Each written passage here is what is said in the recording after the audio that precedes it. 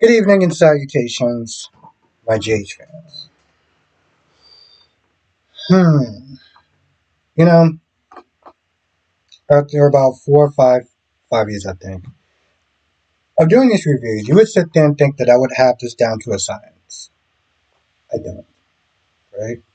But looking at this episode, there's just certain things that I'm like, wow.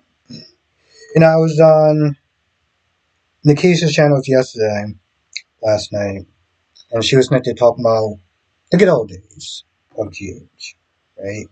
And how far it strayed into whatever this episode was today, right? I'm gonna just simplify some of this stuff instead of like talking about verbatim from A to B to Z. Because I feel like this is the only way that one, my brain was able to actually process some of this stuff. This scene with Brooklyn and Lulu was so goddamn obnoxious that as I'm sitting there watching it, I'm just like, the sad part is that I know one person's more right than the other person.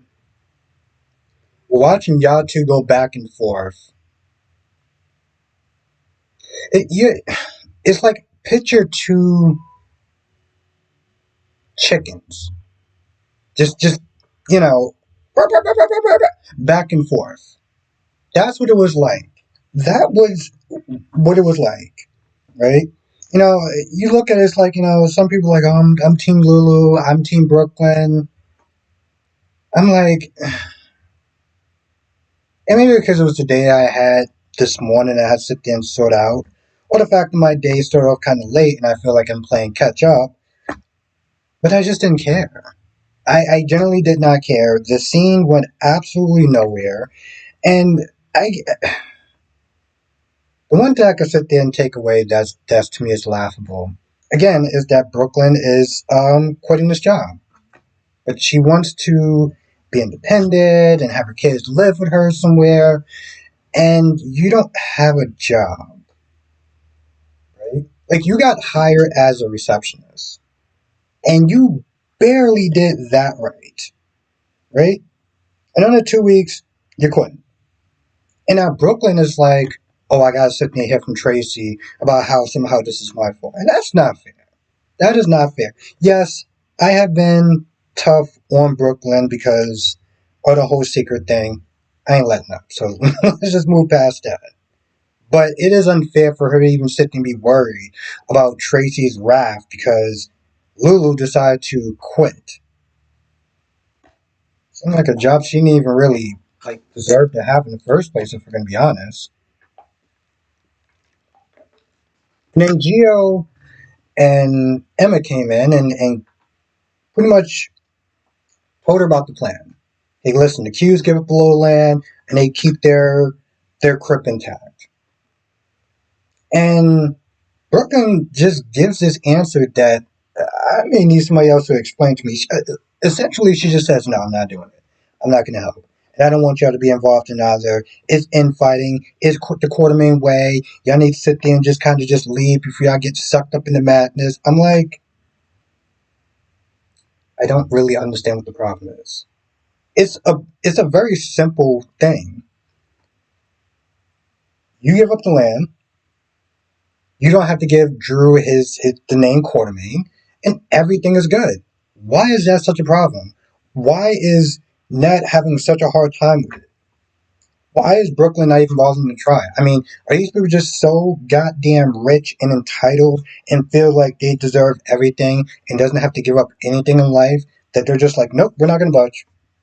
Oh, no, we're not going to give up that land. No, that's ours too. Yeah, no, I'm totally cool with dealing with Drew and the councilman or whatever the hell that guy's name is. Because now at this point, Drew wants um, the crypt just moved, bulldozed, done, finito. It just seems like it's such a simple thing to do. And you don't even have to sit there and deal with Drew in order to do it. So what is the problem? But Emma said we should sit there and talk to Monica, since it is her house. Um, Drew came in there like a bat out of hell when Curtis and Tracy and Laura, no, Stella, were talking. And pretty much he's upset with Drew because, he's upset with Curtis because when Curtis did the coverage, he called him by his actual name, Drew Kane, instead of Drew Quartermain. Yeah, that's why he's upset. This is the reason why he got all fired up and walked in there and pretty much like, well, if you want to sit there and play dirty, I'm going to play dirty too. Curtis is like, I thought this was about covering the pediatric thing, right? Isn't that the important part? Which it should be. But he's more butthurt because he used Quartermain he used Kane instead of Quartermain. It was like, well, right now your name is Kane. So, like, they didn't actually do anything wrong. Hell, they would have actually been doing something wrong if they would have called him Quartermain. And technically, right now, legally, it's not Quartermain. So, like, see, okay, I'm just going to sit there and say this. I've been watching General Hospital, and you've heard me say the story before, since I was in high school, right? 11th grade, I think, to be exact. And I love General Hospital, okay? It is among my favorite shows. They kind of go between that and Days and whatever. And as much as I love the show, clearly I'm not giving it up. This is the reason why I love watching the other soap operas. Because it gets to a point where this whole the town hates Drew and Drew's doing something bad, and then when Drew's doing something bad, he feels like the Quartermains are doing something bad, and when the Quartermains are doing something bad, it's like, oh well, we're the Quartermains, and even though that we're kind of hypocrites, you're still bad, and you hurt one of us. It gets to a point. It's like I don't care. I don't care. Like I really don't care. You know, especially when you start doing this to a point where it's like, man, I can't wait to watch Days of Our Lives. Like, and I shouldn't say that. I shouldn't be thinking that because it's my favorite show. But I wanted to sit there and say the beginning because I didn't want this review to come across as super negative. And for the most part, I generally do love the show, but certain things after a while just starts to get a little, specifically with that. Now we go to Ava standing over her Sonny while he's trying to clutch for his pills, and I'm like, this is disgusting, Ava. This is absolutely disgusting. Because while I was sitting there getting on Sonny's ass for him, and even he said today, I want to take advantage of the situation. Well, that's disgusting. See, my issue with no matter whose side you're on, if you're on Ava's side, if you're on Sonny's side, when they do stuff to each other, it still affects Avery. Okay? It still affects Avery. This is my whole thing when I sat there and I talked about Michael and Willow and people sitting there. Some people are sitting there saying, "Well, Michael should sit there and take everything from Willow." And I'm like, and you don't think that that's going to affect the kids in some sort of way?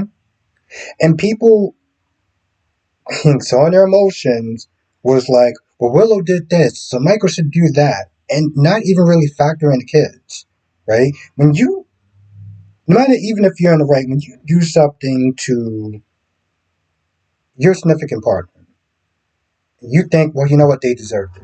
They might have deserved it, but the kids will always be affected. And this is the thing that people don't seem to understand.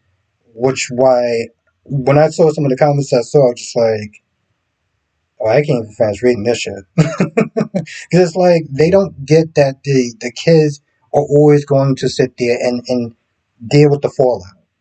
But people get so emotional between these characters that they're just about that and not really about the fallout. So, Ava Smith there standing over Sonny. I'm like, Ava, what happens when you have to sit there and tell your daughter that one day? When you have to sit there and tell your daughter that you stood in front of this man while he was on the ground clutching for his goddamn pain meds, that you chose to do nothing and was going to allow him to die. And what just really pisses me off about Ava even more, in a sense, is that Ava, when Christina came out, Ava was like, well, I was going to help, I was going to do this. And then she even sits there and tells Ray, well, eventually I was going to sit there and do something. It's like, this is my issue with Ava. Ava will sit there and do something and then try to clean it up like she's not that bad. And my whole thing is like, listen, if you're gonna do this stuff, at least stand by it. That's my issue. And she walked up to Christina and Sonny to sit there and talk about stuff that could have been text or talked to. And then she goes back and she tries to act like she's the victim. Well, she was just being really angry and fierce at me for no reason. I didn't even do anything. I just sat there and tried. Like, come on, bro, just own it. You knew damn well that was going to get on her skin. I'd rather you just own it and say, you know what, I did it, than for you to sit there and do this backtracking BS that she always does. Gannon came over, helped out, was like, yo, listen, you need to do this now. What does Sonny do? The same thing that he's been doing, I don't know, 3 weeks now. Make us excuses, say, well, I'm going to do this, but I got to do this first, and da da da da da. And then when Laura comes in, he tells her he has a heart problem. And then, again, just goes through all the different reasons and a list of why he can't do the surgery. And I've just gotten to a point where it's like, you know what? I feel like a broken record, screw it. It's not going to matter if you're trying to do this for this reason or for that reason or to not tell your enemies or whatever or, not really burden your family or you got to get this. It doesn't matter because if you're dead, it's not going to matter. All this, and of course he tries to sit there and say, well, I'm doing this for poor Charles because, he's poor Charles' savior in a sense, right? Because as bad as he is, there's always other people that's far worse. So it's the reason why he gets a pass. Jesus Christ. And then there's what is that guy's name? Who walked up to Laura when Jordan was there and was like, we need to get this project moving. And you seem like you're kind of stalling because you and Sonny are really close and everything like that. And then when she leaves, tells Jordan the same thing, like, yo, how does it feel working for a mayor who pretty much, Sonny has in their pocket? You could be the next mayor, but not if you are getting dragged down by Laura and her connection to Sonny. He sits there and says, well, this is public record. I'm like, see, yes, I get it. They were way back, right? But I'm like, bro, times have changed. You're in the public eye now. You're the mayor of Port Charles. And you're hanging out with a local mobster. Nothing is ever going to sit right with that.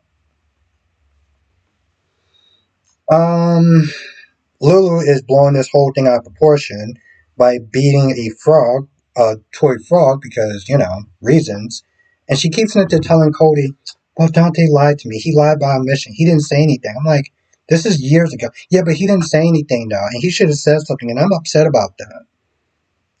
Cody isn't there trying to say it in the nicest way possible that you are blowing this out of proportion. At the end of the day, he chose you, and that's what should matter. But Lulu has to sit there and have a fixing point. Right now, the fixing point is Dante lied to her. And I'm lying because, Cody's, because Chase is going to arrest him. Then let him arrest you. Like, seriously, let him arrest you. I'm pretty sure you can sit there and fight most of those damn charges. Let his ass arrest you. You that about it with that life of being all ballsy, Emma Spencer or whatever. Not your first time in jail, I imagine. Maybe, who knows, I don't remember. But do it. Pull the damn trigger. Let him fire. And they talk it out. And she's chill for now until the next time that she's not. I guess I do have to somewhat down to a science.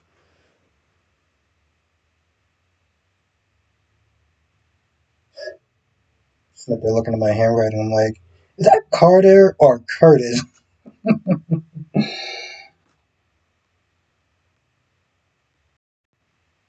Oh, and there's a scene with Jordan and Curtis, and it doesn't go anywhere. But I feel like I should have mentioned it. Didn't really. It did nothing for me, and there's just no point in even talking about it. Not just because I didn't write any notes, I still remember it, but it didn't go anywhere.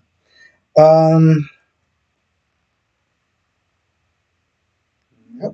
Oh, that's definitely Carter. Um, yeah, I feel like that's about it. That is the general gist of the episode. I might have missed some stuff here or there, but that's ideal. That's the episode. Now, of course, if I missed anything, write it in the comment section. Whatever your thoughts are, write it in the comment section. I will be doing a live stream tonight, 8 p.m. Eastern, 5 p.m. Pacific. We'll sit there and talk about all 5 of the shows. Yeah, I'll see you in the next video, and hopefully live stream.